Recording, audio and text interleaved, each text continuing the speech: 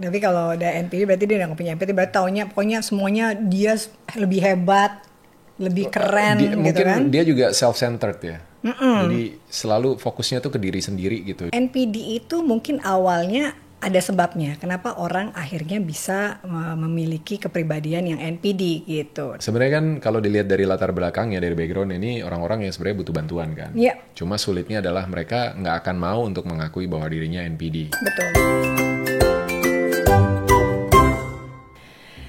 Jadi, aku mau tanya dong. Waduh, ini kalau Bu Dona nanya gini udah repot ini. Kenapa sih uzon Nanya orang apa, Bu Dona pengen tahu apa? Kalau menurut kamu, aku punya kecenderungan NPD nggak? Kok nanya gitu? Kan lagi rame nih soal NPD, bahkan kemarin juga sempat ada komentar di salah satu ngode kita kan bahas tentang NPD gunung gitu kan. Nah itu aku agak sedikit jadi merefleksi diri gitu kan. Gue ada nggak ya kecenderungan NPD gitu? Enggak sih, kayaknya kalau kamu aman. Serius? Iya, aku ada nggak? Jangan aku. Enggak. Tapi biasanya orang NPD tuh nggak punya kesadaran kalau dia NPD. Iya benar. Iya kan. Jadi kalau kita bisa nanya, merasa terus nanya tuh kayaknya enggak deh gitu. Narsis mungkin ya, narsisan. Iya, gitu. Tapi ya mungkin apa ya, kalau kita sebatas masih ngerasa kita bangga sama diri kita gitu ya, mungkin karena kita punya fisik yang lebih dari orang lain gitu ya, tinggi misalnya atau badannya bagus gitu, ganteng, cantik gitu, matanya bagus gitu, bibirnya tebal gitu kan, hidungnya mancung. Saya malah narsis itu ya. Ya itu narsis gitu. Maksudnya kalau masih sebatas bangga gitu kan, atau pinter otaknya encer banget gitu, atau jago banget bokisin orang. Bangga gitu, nggak jago meyakinkan orang lain gitu, tapi bangga, sebatas bangga aja, wih gue bangga gitu, itu kayaknya masih wajar-wajar aja sebenarnya gitu kan, nggak sampai NPD maksudnya. Kalau NPD tuh levelnya udah beda Bu. Jadi narsistik sama NPD itu beda? Harusnya beda ya. Oke. Nah, kita pengen bahas nih jadinya sebenarnya, karena memang belakangan ini kalau lihat di media sosial kan juga banyak tuh artikel apa segala macam tentang NPD. Ya, NPD sendiri memang kan ada kata narsistiknya ya. Narcissistic Personality Disorder. Nah, disordernya itu yang harus kita cermati ya. Gitu. Mungkin kalau cuma NP, Narcissistic Personality. Nggak disorder jadi Bu. Aduh, ini jadi distract saya. Karena ketika kita ada kata disordernya, ini jadinya gangguan kepribadian narsistik kalau di bahasa Indonesianya ya gitu. Jadi ini adalah bentuk sifat egois yang udah kelewat batas sampai benar-benar jadi gangguan. Baik buat diri sendiri yang seringkali tidak disadari, dan lebih banyak memang gangguannya buat orang lain, terutama kalau pasangan misalnya ya. Gitu. Jadi orang yang punya NPD itu ngerasa dirinya paling spesial, selalu butuh validasi dan pujian, dan susah banget untuk punya empati, untuk ngerti sama orang lain. Itu kalau orang cuma narsis, mungkin dia masih punya empatinya Bu. Iya benar. Tapi kalau udah NPD berarti dia nggak punya empati, berarti taunya pokoknya semuanya dia lebih hebat, lebih keren gitu mungkin kan. Dia juga self-centered ya. Jadi selalu fokusnya tuh ke diri sendiri gitu. Diri sendiri yang harus diperhatiin, harus disanjung, dipuji segala macam gitu. Harus diiyakan oleh lawan bicaranya orang lainnya. Iya, gitu apalagi sama pasangannya mungkin ya. Nah, kalau misalnya ada ciri-ciri lain, kalau lagi curhat, lagi bareng-bareng sama teman-teman, lagi curhat gitu ya. Ngomongin sesuatu, baliknya ke diri sendiri gitu. Iya, dia ngerasa yang paling gitu, atau justru dia pengen nunjukin kalau dia yang paling bisa gitu, paling hebat gitu. Terus kadang juga yang mungkin ini lebih ekstrimnya lagi, bahwa hasil dari orang lain diakuin sebagai hasilnya dia. Hasil gitu. kerja keras orang lain ya. Dia cerita misalnya dalam kantor gitu ya, terus sukses nih deal gitu kan, ya dia ada kontribusinya gitu. Tapi ketika bercerita tuh, ini gue nih yang ngedilin gitu kan, gara-gara gue nih, padahal ada tim yang bekerja sama gitu ya. Itu ciri-cirinya gitu. Jadi selalu butuh untuk jadi center of attention juga, dan sedikit manipulatif juga. Dan faktanya sebenarnya orang NPD itu cuma 1% dari populasi. Tapi itu bisa bikin 99% orang di sekitarnya itu auto sebel jadinya. Iya, ya kan? gitu. Karena dia bisa membuat orang-orang di sekitarnya itu jadi sumber masalah dan bikin orang lain tuh ngerasa salah gitu. Iya, atau juga kayaknya kita nggak punya kelebihan dibanding dia gitu kan. Kebayang nggak kalau misalnya kamu punya pasangan NPD? Enggak sih, nggak bisa Bu saya. Nggak kebayang atau nggak bisa? Nggak bisa. Kenapa? Iya. Oh berantem pasti Bu. Iya. Saya nggak bisa menerima situasi seperti itu. Kalau dalam pertemanan aja ya biasanya pasti mental. Entah dia yang mental atau aku yang mental. Iya sih. Iya. Jadi nggak mungkin dibayangin juga nggak mungkin. Udah pasti bikin pusing. Gitu. Karena ada penelitian dari Rothwell and Morf tahun 95 yang berjudul Self and Interpersonal Correlates of the Narcissistic Personality Inventory yang dimuat di Journal of Personality and Social Psychology. Jurnal ini mengatakan bahwa hubungan dengan pasangan NPD memiliki tingkat konflik yang lebih tinggi atau kepuasan hubungan itu jadi lebih rendah justru. Iya. Nah itu nggak bisa saya Bu. Iya. Jadi pasti kalau aku ya berhadapan dengan orang yang NPD gitu, mending menghindar gitu, mending menjauh gitu karena nggak sanggup sama drama yang diciptakan gitu. Pasti aku akan drain out banget energinya gitu dan ngerasa frustasi, apalagi kalau itu pasangan ya, karena menurut aku apapun yang udah aku kasih gitu, perhatian segala macam itu nggak pernah cukup. Tapi kamu pernah nggak ya berhubungan, mungkin nggak nikah ya karena kan nikahnya sama saya ya, udah selesaikan kayak NPD ya. Tapi waktu pacaran gitu sempet atau waktu deket gitu? Enggak sih, enggak ada. Aku pernah. Kamu pernah? Wow. Setelah saya pikir-pikir saya pernah. Wow. Aduh. Tapi kan apa ciri-cirinya apa? Apakah dia susah terima kritik? Dia tahu banget bahwa dia ganteng dan kayaknya semua orang jelek. Adore sama dia gitu. Semua orang jelek, orang lain jelek. Dia doang yang ganteng. Enggak, dia pokoknya dia tahu banget bahwa dia ganteng. Bu Dona tuh masa lalunya menarik loh buat dikulik. Ya jangan. Kenapa sih yang aku sendiri ya? Bumerang ini buat saya. Ya itu emang capek sih. Iya kan? Kalau kita sebagai pasangannya pasti capek. Tapi kamu gitu. bertahan berapa lama waktu itu? Lumayan. Sebulan, 2 bulan, 3 bulan? 15 bulan, Pak. 15 bulan, ya, lumayan belajar ya kan. Iya. Apa yang bikin kamu bertahan? Lah, kenapa jadi tanya saya? Iya kan, ini buat pembelajaran buat teman-teman yang... Iya, karena kan mikirnya dulu, ya kebetulan kan sama-sama. Tapi nanti orang suka nebak-nebak ini siapa gitu kejadiannya. Ya kan udah nggak usah lah, nggak usah dibahas. Udah, ya, pokoknya pernah berhubungan dengan orang yang akhirnya aku berpikir bahwa ternyata dia kayaknya tuh memang punya kecenderungan NPD, jadi capek gitu. Tapi lumayan juga 15 bulan ya. 15 capek banget Bu. Capek. Ya udahlah gitulah pokoknya. Nah, orang-orang yang kita tinggalkan dulu sejenak Bu Dona ya dengan kisah masa Jangan lalunya. sejenak, tinggalkan saja. Oke. Orang-orang dengan NPD ini juga punya ciri-ciri yang terlihat sekali gitu ya, so obvious gitu. Sulit sekali bagi mereka untuk bisa menerima kritik. Iya. Gitu ya, bahkan masukan yang kecil pun buat mereka itu sensitif banget gitu, dianggap mereka nggak capable, dianggap mereka lemah atau apapun itu gitu. Ya, gampang marah udah pasti, kurang empati tadi ya, emang nggak punya gitu. Jadi setiap ada hal yang mungkin arguing, hal yang kecil gitu itu bisa jadi besar gitu. Jadi drama banget kan hidupnya. Jadi kalau kamu bilang tadi kan itu termasuk juga kayak manipulatif sifatnya. Dan berusaha selalu untuk mengontrol. Iya. Dan kalau dia punya pasangan tuh pasti pasangannya juga bingung, ini gue harus ngapain sih gitu. My God. Ya, yang pasti kan kalau hubungan kayak begini bikin pasangannya pasti jadi ngerasa nggak dihargai. Oh, dulu ngerasa gitu ya? Nggak dihargai. Iya, ketemu aja jarang dulu. Capek nggak? Capek lah ya kan. Puas nggak? Enggak. Kok jadi gue kan tadi bilang tinggalin. Ya jadi energinya tuh akan cepat habis cuma untuk nyenengin satu pihak aja. Iya. Gitu. Aku tahu kenapa kamu bertahan 15 bulan. Kenapa? Karena energi kamu besar. Jadi habisnya lama.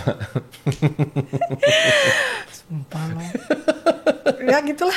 Ya kan. Ya, tadi kamu juga nyebutin tuh beberapa ciri-ciri lainnya ya kan tentang NPD. Nah, mereka tuh juga selalu ngerasa harus menang dalam setiap argumen. Nggak mau kalah ya kan. Bahkan dengan cara kadang sampai merendahkan pasangannya. Ada yang pernah begitu?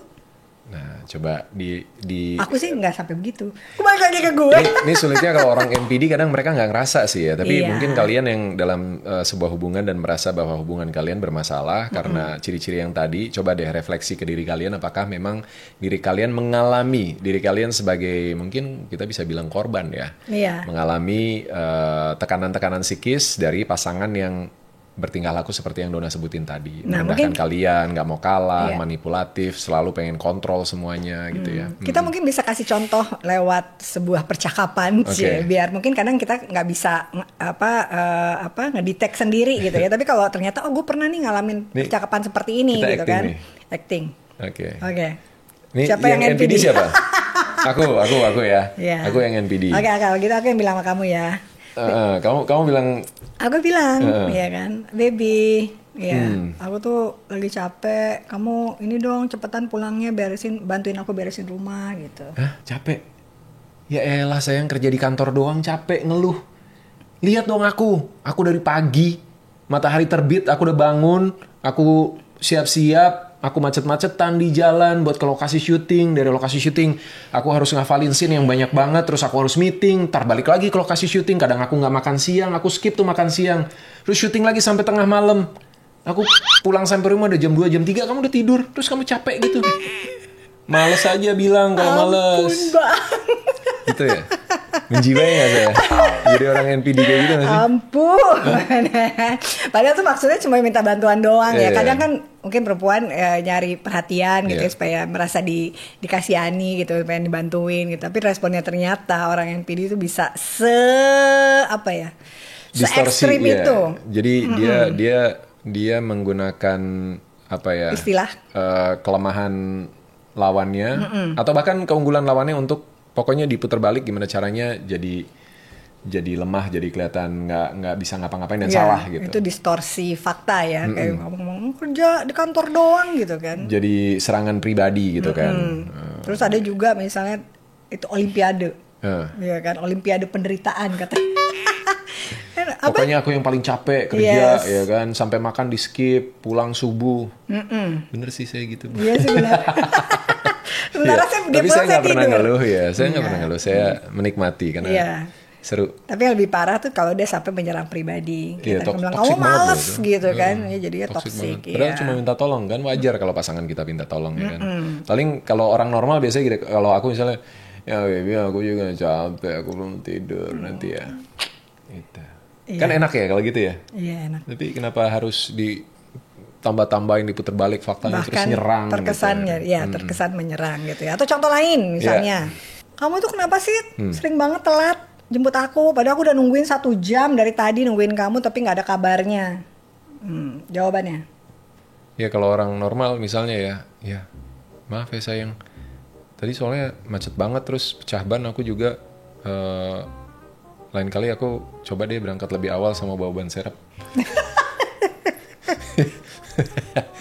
Itu kan kalau orang normal Orang ya. normal Nah, gitu ya. Kalau Jadi orang NPD. ya komunikasinya normal gitu, rasanya normal kan gitu.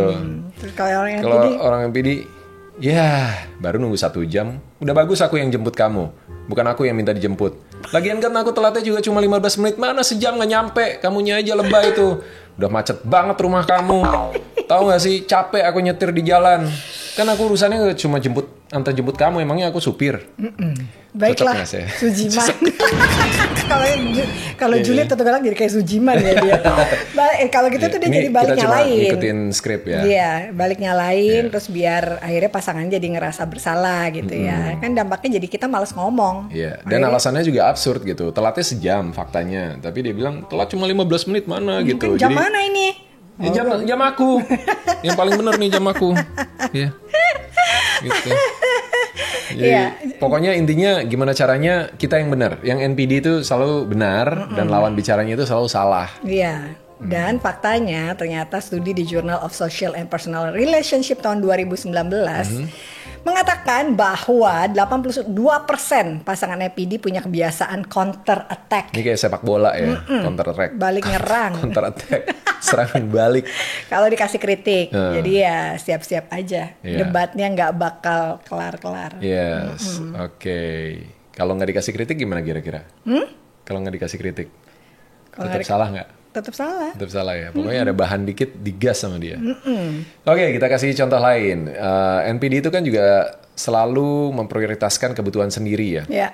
tanpa peduli perasaan pasangan atau orang lain. Misalnya kamu lagi sakit nih, tapi pasangan kamu lebih memilih untuk tetap hangout bareng sama teman-temannya atau sekedar shopping bareng teman-teman, padahal kamu sendiri sebenarnya butuh Yes. kehadiran dia. Iya. Gitu. Orang NPD itu merasa kebutuhannya dia itu selalu jadi yang prioritas, yang darurat, yang harus dipenuhi.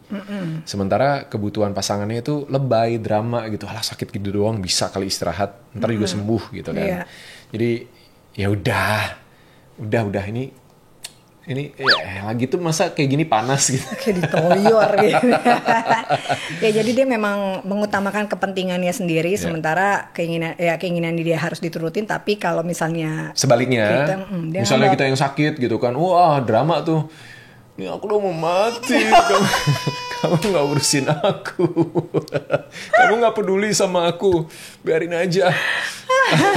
Jadi kalau kebutuhannya dia nggak terpenuhi atau dia sakit atau apa, kita yang justru harus dan dibikin gimana caranya ngerasa perhatian bersalah dan ya, harus kalau kasih nggak dia perhatian ngambek terus. gitu kan. Ya, dan ada studinya juga ternyata dari Journal of Marriage and Family tahun 2018 ya, yang bilang 70% pasangan NPD punya kebiasaan demand withdrawal. Wah, apa tuh? Nah, apa itu? Jadi demand itu kan menuntut ya. Ya. Withdraw itu kan no deal, cuekin gitu, nggak diiyakan gitu ya. Jadi kurang lebih artinya itu kalau pasangan kita butuh sesuatu, mereka akan cut off gitu, dicuekin, nggak diturutin, atau malah kalau misalnya dianya yang nggak diturunin, dia punya demand terus nggak diturutin, dia yang ngambek. Nah, ciri lainnya untuk orang-orang yang NPD itu memang suka memanipulasi dan mengontrol pasangannya. Karena itu mereka selalu ngerasa lebih superior dan berkuasa. Percaya deh bahwa mereka tuh selalu ngerasa lebih istimewa, lebih unik, lebih penting daripada orang lain, even sama pasangannya sendiri.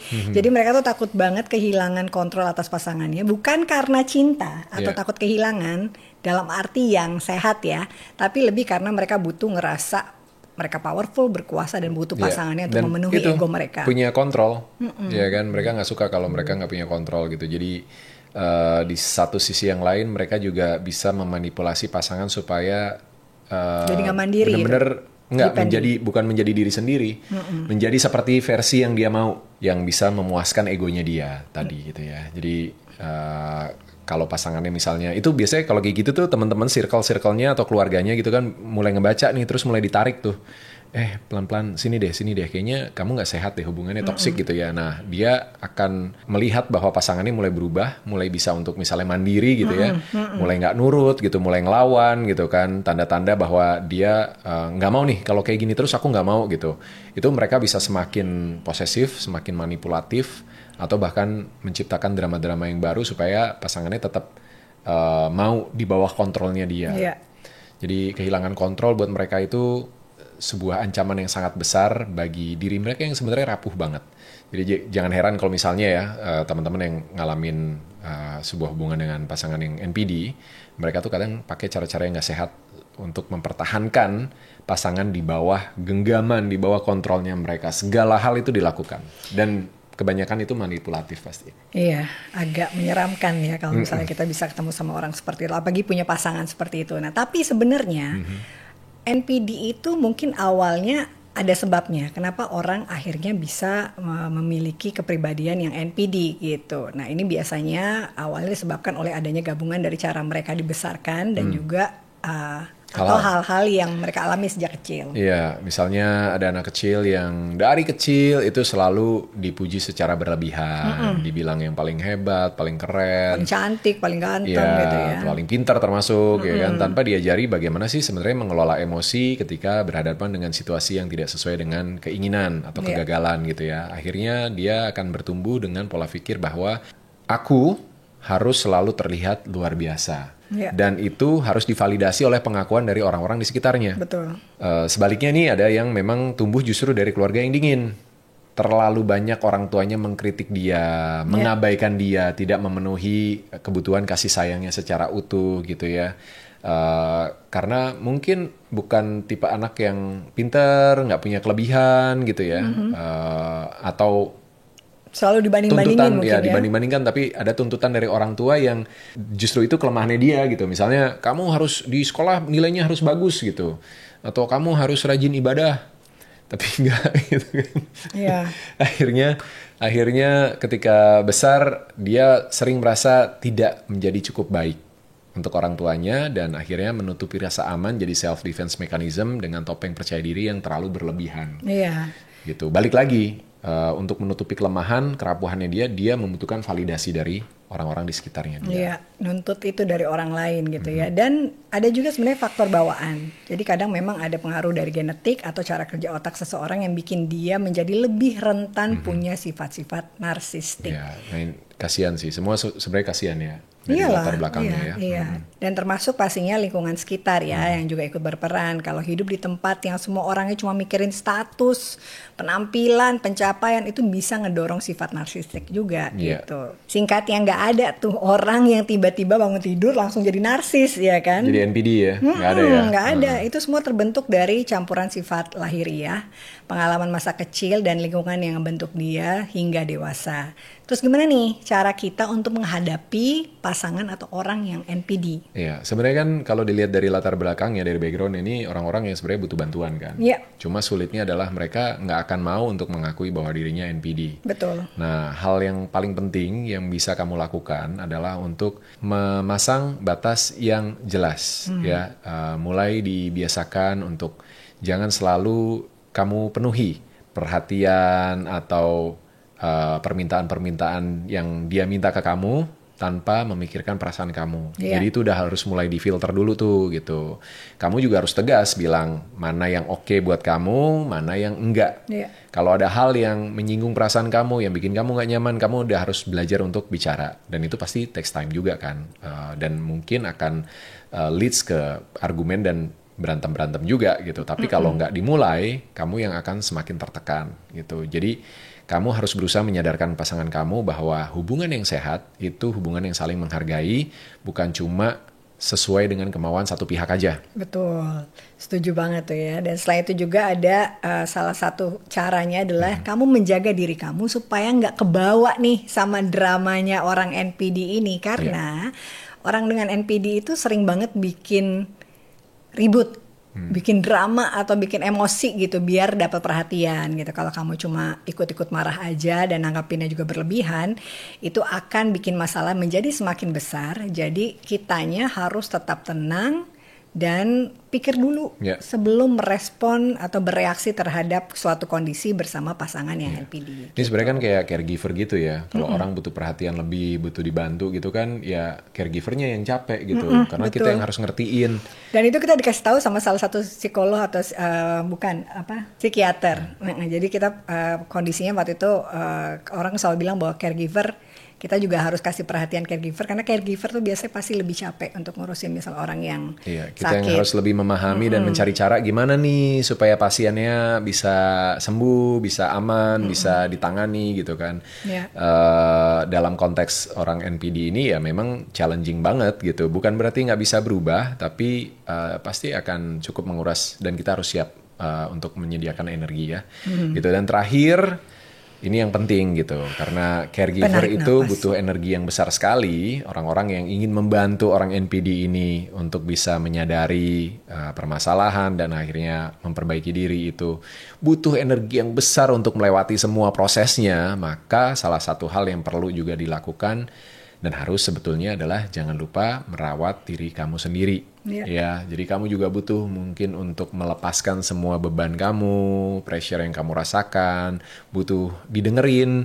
Itu boleh mungkin cari teman cerita gitu atau keluarga gitu atau bikin me time, waktu untuk bisa kontemplatif sendiri gitu ya. Dan pastikan juga kamu jangan sampai kehilangan rasa percaya diri kamu cuma karena harus terus ngikutin dia. Kalau lama-lama kamu ngerasa hubungan ini memang makin gak sehat dan gak ada perubahan dan semua usaha kamu mentok, ya jangan takut buat mikir ulang apakah hubungan ini benar-benar masih layak untuk dipertahankan. Karena kadang mundur itu bukan berarti kalah, tapi cara terakhir untuk bisa menyelamatkan diri sendiri. Jadi teman Dede, intinya NPD atau Narcissistic Personality Disorder ini bukan cuma soal orang yang suka selfie atau pamer di media sosial ya. Ini adalah gangguan kepribadian yang lebih dalam lagi, di mana seseorang butuh banget untuk dikagumi, sering ngerasa dirinya paling hebat, tapi di balik itu sebenarnya dia adalah pribadi yang rapuh dan punya kecenderungan tidak percaya diri. Yes. Jadi jangan sampai kamu kehilangan diri sendiri cuma buat memenuhi ego seseorang yang bahkan nggak bisa ngelihat kamu sebagai manusia dengan perasaannya sendiri. Ya, dan buat teman-teman yang mungkin menyadari bahwa kamu punya kelemahan dan mengidap NPD, mudah-mudahan kamu juga dikasih kesempatan untuk bisa belajar, introspeksi, dan melihat lebih dalam lagi ke diri kamu. Titik di mana kamu merasa diri kamu rapuh, bisa mengenal diri kamu dan memperbaiki diri supaya kamu bisa punya hubungan yang lebih sehat pada akhirnya dan punya masa depannya juga lebih berkualitas pada akhirnya ya. Karena seseorang yang paling haus pujian dan selalu membutuhkan validasi dari orang-orang di sekitarnya justru adalah orang yang paling butuh mengakui dirinya sendiri serta berdamai dengan kerapuhannya. Sampai ketemu lagi di ngode berikutnya.